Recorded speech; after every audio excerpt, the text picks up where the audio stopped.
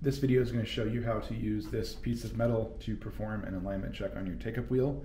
But before we do that, we need to make sure that this did not get bent in the mail, which it most likely did. So we want to make sure we have a flat surface that we will then check for flatness.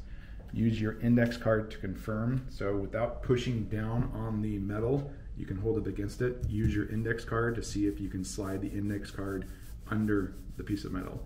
So you can see that it's pretty much bowed up in this case from here to here. So just use your eyes to look down the length of the metal in order to bend it back into shape. So depending on where you see any of the bend, looking straight down on it, you can adjust it accordingly. Hold it again on the table to recheck. Use your index card to check the whole length of the sheet metal, applying slight pressure.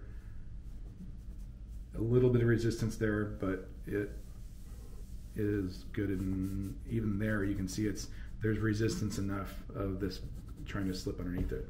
So this would be flat enough to perform your check.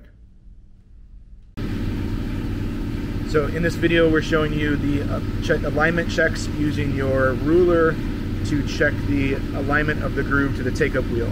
The first thing we want to do is check to make sure that the take-up wheel has been installed correctly.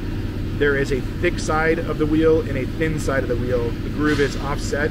We want the thick side out and the thin side in. If it is not in this orientation, you need to undo this and flip it before you perform this check. We want the travel of so adjust the butterfly in order to have the take-up wheel in the center of the travel. Let me slow that down. So we want this in the center between the two stops. And what we're going to do is take our ruler that we have made sure that is straight. We're going to drop it into the groove of the take-up wheel and then drop it into the groove of the bar itself. As you can see, there's a little bit of residue.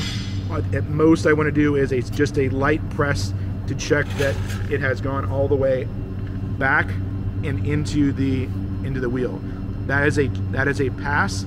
At the same time, I'd probably flip it around and make sure that there is no bending. And you can see in this case, it just dropped right in. So if I have to force this in, it's not going to pass. So we'll show you a video of a fail here in a second. So here we have a take-up unit, a second take-up unit that I know is bent. I am going to be showing you what a failure looks like. So I start with the ruler sitting in the either wheel and try to drop it into the groove, and it does not sit in the groove. A little wiggle and it doesn't fall in. I could force it and push it in with a little bit more force, but it's just now bending this ruler a little bit. So what I really want to do is even with a little wiggle, if it doesn't drop all the way in, I'll probably make sure that there's nothing in here with some old sawdust or whatever it is to make sure that that's not causing the problem, and then dropping it in again. I'll probably just try another side to make sure that the ruler wasn't bent and drop it in. And you can see this does not pass.